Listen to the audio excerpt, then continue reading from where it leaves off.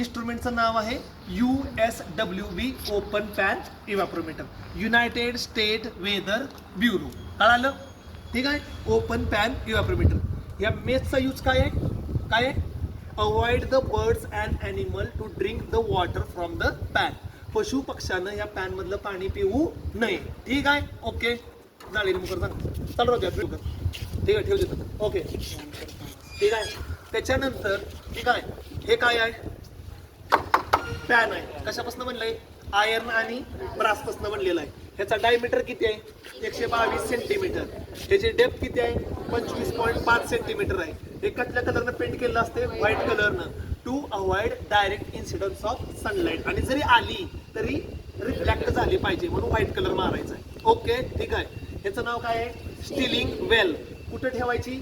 North age कडून 30 centimetre आतमध्ये ठेवायची आहे. नॉर्थ दिशेकडून 30 सेंटीमीटर आत ठेवायचे आहे. ओके. स्टिलिंग वेल मध्ये ओके काय असतात? 3 होल्स असतात. ओके.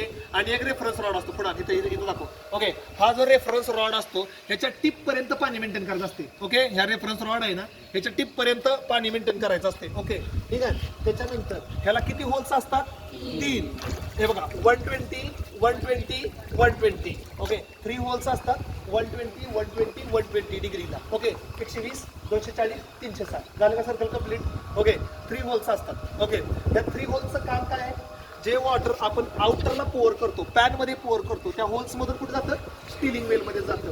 कधीही, वाक्य नीट ऐका, कधीही स्टिलिंग वेल मध्ये डायरेक्ट पाणी ओतायचं नाहीये. ओतणार कुठं? पॅन मध्ये ओतणार आहे तुम्ही. ओके. आणि ती लेवल खालून मॅच होणार आहे. पाणी ओतल्यानंतर थोडंसं वेट करायचं, थोडंसं वाट बघायचं, गडबड करायची नाही. ओके. लेवल मॅच व्हायला. ठीक आहे. इथपर्यंत कळलं? त्याच्यानंतर हे जे आहे हे काय आहे? मेजरिंग सिलेंडर आहे. ह्याच्यामध्ये बघा 0 2 4 6 8 10 12 14 16 18 20 एवढं काय आहे? रेंज आहे. मेजरिंग सिलेंडरची एवढी रेंज आहे. ओके. ह्याची डायमीटर किती आहे? 122 मिलीमीटर, 122 मिलीमीटर आहे. ह्याचा किती होता? 122 सेंटीमीटर आहे. याच्यापेक्षा हे किती लहान आहे? 100 पट लहान आहे. ठीक आहे. हे लक्षात ठेवा. हे अख्खं एक भरलं आणि ह्यात पोतलं, पाण्याची लेवल कितीनं वाढणार आहे? 2 मिलीमीटरनं वाढणार आहे. पण ऍक्च्युली पाणी किती ऍड होणार आहे? 200 mm ऍड होणार आहे. काय म्हणलं कळलं का? ह्याच्यापेक्षा हे 100 पट लहान आहे. आकडा लक्षात ठेवा. वॉटर ऍड किती होणार आहे? 200 mm. पण वॉटर लेवल राईज किती होणार आहे? Only 2 mm. 2 mm नच वॉटर लेवल राईज होणार आहे. पाणी जरी 200 mm ऍड झालं तरी वॉटर लेवल फक्त 2 mm न ऍड ऑन होणार आहे. समजलं इथपर्यंत? ओके, ठीक आहे. ओके. रिडिंगचं टायमिंग किती वाजता आहे? रिडिंग किती वाजता घ्यायचं? सकाळी 8:30 वाजता. ओके. सो आज सकाळी 8:30ला आपण इथं सेट केलं. ठीक आहे. दुसऱ्या दिवशी 8:30ला यायचं. ठीक आहे. तोपर्यंत काय होणार आहे? इथल्या पाण्याचं इव्हॅपोरेशन झालेलं असणार आहे. Basically in a month of summer, उन्हाळ्यामध्ये इव्हॅपोरेशन किती होतं पोरांनो? 8 mm, 10 mm 12 mm. उन्हाळ्यामध्ये प्रचंड इव्हॅपोरेशन होतं, कारण गरमी जास्त असते. हिवाळ्यामध्ये इव्हॅपोरेशन किती होतं? 3 mm 4 mm 5 mm. पावसाळा म्हणजे आत्ता आहे असं ढगाळ वातावरण आणि क्लाउडी वेदर असेल तर इव्हॅपोरेशन किती होतं? 1 mm 1.5 mm 0.4 mm 0.6 mm 0.8 mm किंवा 2.5 mm. जास्त होत नाही. मॅक्सिमम इव्हॅपोरेशन कधी होतं? समरमध्ये. मिनिमम कधी होतं? रेनी सीझन मध्ये. आणि ॲव्हरेज विंटर मध्ये असते. ठीक आहे. ओके. तर हे एक भरायचं आणि ओतायचं. एक ओतलं की 2 mm, 2 ओतलं की 4 mm. एवढं ओतून समजा 10ला वॉटर लेवल मॅच झाली. ओके. किती झालं? 2 आणि 2 4 आणि 1 5.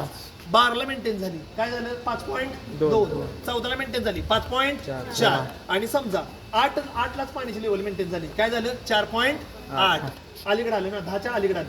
10 जर आलं तर राऊंड फिगरचा पुढचा आकडा उचलायचा आणि त्याच्या जर मागं आलं तर डेसिमल मध्ये उचलायचा. आलं लक्षामध्ये? हे भरून ओतायचं आहे. लेवल मॅच करायची. लेवल कुठपर्यंत मॅच करायची? या रॉडच्या टिपच्या शेंड्यापर्यंत मॅच करायची. इथपर्यंत समजलं? ठीक आहे. आता 2 कंडिशन्स खूप महत्वाच्या आहेत. कंडिशन नंबर 1 काय? कंडिशन नंबर 1 सांगते, जर पाऊस पडला असेल तर काय करायचं? पावसाचं पाणी ह्या मेजरिंग सिलेंडरनं मोजायचं आणि ओतायचं, नंतर लेवल मॅच करायची. एक ऑप्शन आहे. दुसरा ऑप्शन काय आहे? लेवल मॅच करायची आणि पावसाचं पाणी प्लस करायचं. ओके, ठीक आहे. म्हणजे समजा यात 1 मिलीमीटर पाऊस पडला होता, मी एक भरलं आणि ओतलं. 1 मिनिट पडला होता, भरलं आणि ओतलं, काय झालं 2 अधिक 1 3, वॉटर लेवल 3 ला झाली मीटर म्हणजे इव्हॅपोरेशन किती झालं 3 झालं. दुसरा ऑप्शन तुमच्याकडे काय आहे, 1 mm पाऊस पडला, 1 mm भरा बाहेर होता आणि पुन्हा पाणी ओतून लेवल मॅच करा, त्याचं पण उत्तर 3च येणार आहे, कारण की तेवढ्यावरच लेवल मॅच होणार आहे. सो एक तर पाणी बाहेर काढा पावसाचं, लेवल मेंटेन करा, नंतर किंवा लेवल मेंटेन करा आणि त्याच्यामध्ये काय करा रेनफॉल प्लस करा. पण रेनफॉल तुम्ही प्लस कधी करू शकता पोरांनो, लई तर लई 2 mm 3 mm रेनफॉल असेल तर प्लस करू शकता. जास्त पडलेलं असेल तर पाणी बाहेरच काढावं लागतं. आणि शेवटची कंडिशन काय सांगते, जर हे भरून ओव्हरफ्लो झालं, हे गच्च भरलं आणि सांडलं ओव्हरफ्लो झालं तर इव्हॅपोरेशन काय म्हणायचं 0 म्हणायचं. आलं लक्षामध्ये, कारण इतकं ढगाळ वातावरण असतं, इतका पाऊस पडलेला असतो की इव्हॅपोरेशन 0च जातं. आलं लक्षामध्ये. त्याच्यानंतर शेवटचा मुद्दा ठीक आहे, जरा खाली दाखव, खालच्या लाईनला पकड. इथं खाली बघा आपण हे विटावर ठेवलेलं आहे, घेऊ चल, विटावर ठेवलेलं आहे. ह्याचा उद्देश हाच आहे की ह्याला लाकडी फ्रेम असते. ऍक्च्युअली आपण तात्पुरतं विटावर ठेवलेलं आहे, ह्याला वुडन फ्रेम असते. वुडन फ्रेम कितीची असते, 120 बाय 120 सेंटीमीटरची असते आणि वुडन फ्रेमची हाईट किती असते 10 सेंटीमीटर असते. ऑब्जेक्टिव्ह हाच आहे की याच्या खालून, ह्याच्या डावीकडनं वरनं सगळीकडून हवा खेळती राहिली पाहिजे, व्हेंटिलेशन पाहिजे. आलं लक्षामध्ये. हे कधीही ग्राउंडवर ठेवायचं नाही, जमिनीवर ठेवायचं नाही. सूर्याच्या उष्णतेमुळे जमीन गरम होती, हीट मारती खालनं, त्याच्यामुळं अजिबात हे जे आहे हे जमिनीवर ठेवायचं नाही. आलं लक्षामध्ये. आणि शेजारी कायम अशा बादल्या भरून ठेवलेल्या असतात, त्याच्यातून आपण वॉटर लेवल कायम मेंटेन करत असतोय. क्लोज कर.